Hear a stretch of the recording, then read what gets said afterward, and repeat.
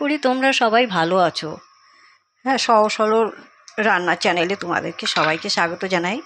আমি আজকে একটা ঝটপট মিক্সচার বানিয়ে দেখাবো, চায়ের সাথে খুব মুখরোচক খাবার। আমি একটুখানি বেসন নিয়ে একটা ঝুরি ভাজা বানাবো। ওই জন্য আমি একটু এর কোনো মাপঝোপ এর কোনো দরকার নেই, যার যেরকম ইচ্ছা সে সেরকম বানাতে পারে। তো আমি এর ভিতরে একটু গোলমরিচের গুঁড়ো, লবণ আর একটু 1 পিঞ্চ মতলব সোডা, খাবার সোডা, একটু লবণ দিয়ে আমি একটু ঘুলে রেখেছি। এটা দিয়ে আমি একটা ঝুরি ভাজা বানাবো। হ্যাঁ, দেখো তেলটা গরম করতে দিয়েছি। তেলটা গরম হয়ে গেলে আমি এইগুলো তোমাদের ভাজা করে দেখাচ্ছি। ততক্ষণ আমি একটা কাজু অর্ধেক করে কেটে একটা তৈরি করে নিচ্ছি, ভাজা বানিয়ে নিচ্ছি। আমি তেলটা গরম হয়ে গেছে, আমি এরকম একটা মেশিন নিয়েছি। এই মেশিনে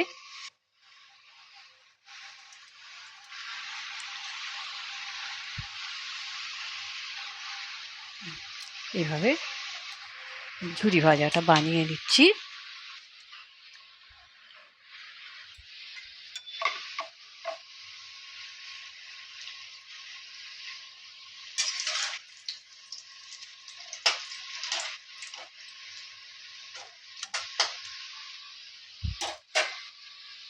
দেখো ঝুরি ভাজাটা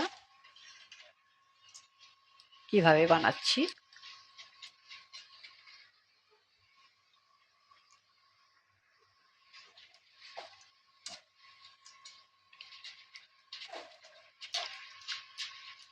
এভাবে আমি ঝুরি ভাজাটা সব বানিয়ে নিচ্ছি, বাদাম ভেজে নিচ্ছি। দেখো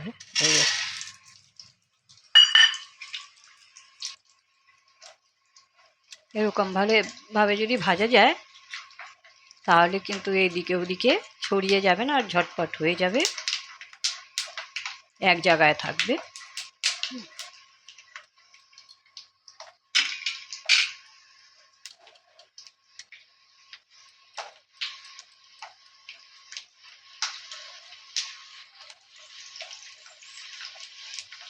দেখো এভাবে ভেজে খুব টেস্টি হয়, ঘরে বানিয়ে খেলে বাইরে থেকে কিনে খেতে হয় না। হ্যাঁ না, এই দেখো হয়ে গেছে। এই আমি তুলে নিলাম। এবার একটু কাজু আমি একটু দিয়ে দিচ্ছি এইভাবে। একটু এটাও একটু ভেজে নিই, ব্যাস, বেশি ভাজতে হবে না। এটাও ভেজে নিলাম। এবার দেখো আমি এই চিড়ে ভেজে নিচ্ছি ওইভাবে, একটা বড় ছাঁকনি দিয়ে ওর ভিতর। এই দেখো একদম ঝটফট হয়ে যায়। এই দেখো, ঠিক আছে। এভাবে আমি ভেজে নিচ্ছি। তা তোমরা কি চেনো কখনো, দেখেছো কখনো? এই দেখো আমি যেখানে থাকি এখানে এটাকে মাক্কা পোহা বলে। তো এটাকে কি বলে আমাদের বাংলায় একটু আমাকে জানিও, হ্যাঁ না। এই দেখো এটাও আমি ভেজে নিচ্ছি। দেখো খুব তাড়াতাড়ি হয়ে যায়, হ্যাঁ না। এই দেখো আমি সব এগুলো এভাবে ভেজে নিচ্ছি। এই দেখো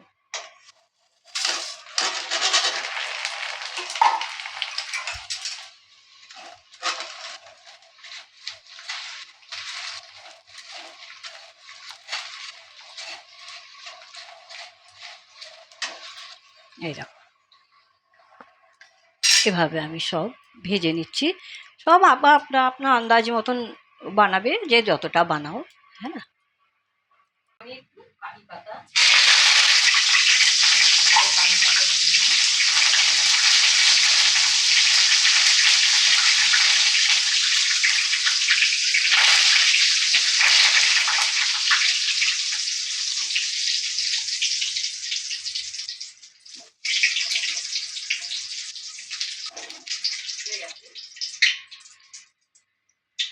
আমার কিন্তু সব তৈরি হয়ে গেছে, সব রেডি। আমার এবার মিশাবার পালা, হ্যাঁ না। আমি দেখো এই যে বানিয়েছিলাম ঝুরি ভাজাটা, এই ঝুরি ভাজাটা আমি একটু ভেঙে নিই।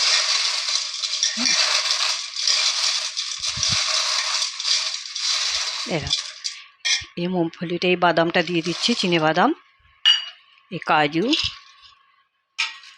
এই চিড়ে ভাজা, এই যে মাক্কা পোহা, এসব দিয়ে দিলাম। দিয়ে এই কারি পাত্তা,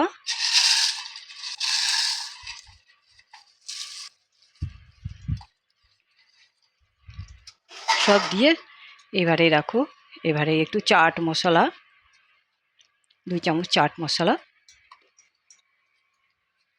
এই 1 চামচ গোলমরিচের গুঁড়ো। লঙ্কা না দিলেও হয়, বাচ্চারা যদি খায় লঙ্কার না গুঁড়ো না দিলেও হবে। যে আমরা এই দিলাম না এই কালো এই যে গোলমরিচের গুঁড়ো, এতেই অনেকটা কিন্তু ঝাল হয়ে যাবে। হ্যাঁ, এবারে একটু লবণ অল্প করে, কেন কি চাট মশলা দেওয়া হয়েছে ভিতরে, একটু বুঝেই মানে লবণটা দিও। আর আমি একটু চিলি ফ্লেক্স দিয়ে দিচ্ছি, রাখো একটু চিলি ফ্লেক্স দিয়ে দিলাম। বাস, এবার এটাকে মিক্স করে নিচ্ছি।